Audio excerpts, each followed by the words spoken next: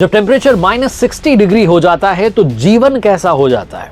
RJ Kartik extras में आपका स्वागत है। दुनिया का सबसे ठंडा गांव जिसका नाम है आईमेकॉन, जिसका नाम Guinness book of world record में रजिस्टर्ड है सबसे कम टेम्परेचर के लिए। ठंड में यहां पर minimum temperature -67.5 degree Celsius, -67.5 degree Celsius record किया गया है। ये वो गांव हैं जहां पानी के लिए लोगों के घरों में बर्फ को काट करके भेजा जाता है। हर घर में पानी के स्टोरेज का अपना स्टॉक होता है। बर्फ के ब्लॉक को घर में पिघलाया जाता है। टेम्परेचर का जो असर है वो डेली लाइफ पर भी पड़ता है। यहां तक कि पेन की जो स्याही होती है, लिखने जब जाते हैं तो वो सूख जाती है। जो बैटरीज होती हैं वो बहुत कम देर तक चलती हैं। यहाँ रहने वाले लोग अपनी गाड़ियों को दिन भर स्टार्ट रखते हैं क्योंकि उन्हें डर होता है कि अगर एक बार गाड़ी बंद हो गई तो शायद फिर दोबारा स्टार्ट नहीं होगी। अगर बात यहाँ के जानवरों की जाए तो यहाँ के घोड़ों और कुत्तों के शरीर पर फर होते हैं और उनका ज्यादा टाइम जो है वो बाहर बीतता है।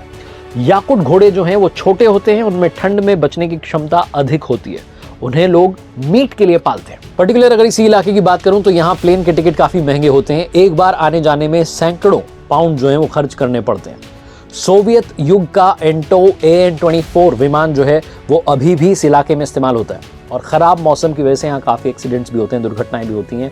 अब तक तकरीबन 6 दुर्घटनाएं ख़राब मौसम की वजह से वहाँ हो चुकी हैं। अब दूसरे सबसे ठंडे इलाके की बात करते हैं, रशिया का साइबेरिया, जहाँ आर्कटिक ब्लास्ट के बाद में टेम्परेचर -62 डिग्री सेल्सियस के नीचे पहुँच जाता है।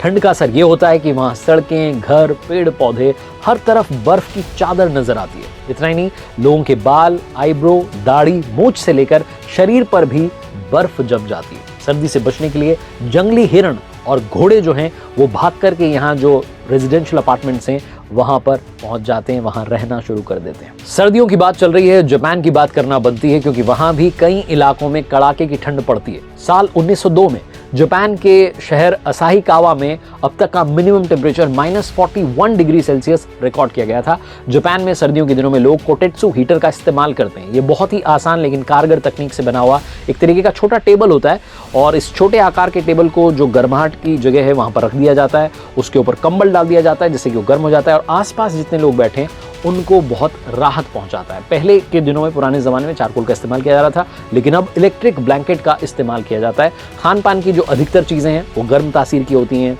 टोफू, पफर फिश, ऐसी डिशेस जो हैं वो वहाँ के लोग खाते हैं, स्पेशली तब जब सर्दियाँ जोरों पर होती हैं। अब बात करते हैं अमेरिका की, जहाँ कैलिफोर्निया, एरिजोना और ओक्लाहोमा जो इलाके हैं वहाँ पर सबसे ज़्यादा नेटिव अमेरिकन लोग रहते हैं। यहाँ का टेम्परेचर माइनस में होता है। नेटिव अमेरिकन लोग जो हैं ये ठंड के दिनों में बहुत एहतियात बरतते हैं। ये लोग इन दिनों में लंबे और बड़े घरों में रहते हैं। कबीले के जो लोग हैं वो सब एक जगह पर रहते हैं जिससे कि घर का टेम्परेचर बढ़ जाए। यहाँ के लोग कम तापमान में लकड़ी काटते हैं। लकड़ी काटने से उनके अंदर टेम्परेचर, बॉडी टेम्परेचर बढ़ जाता है, तो कुल मिलाकर के वो सर्दी का सामना कर पाते हैं। और अब बात करता हूँ इंडिया की। दुनिया भर की बात हो गई, अपने देश की बात करते हैं। इंडिया में लद्दाख में 6 महीने तक सर्दियों से कनेक्शन टूट जाता है। 1995 में लद्दाख के द्रास इलाके में -60 डिग्री सेल्सियस टेम्परेचर रिकॉर्ड किया गया था। अगर अमूमन पिछले कुछ सालों की बात करें तो वहाँ पर माइनस टेम्परेचर रहता है कि -8 से -10 के बीच में आसपास तापमान रहता है।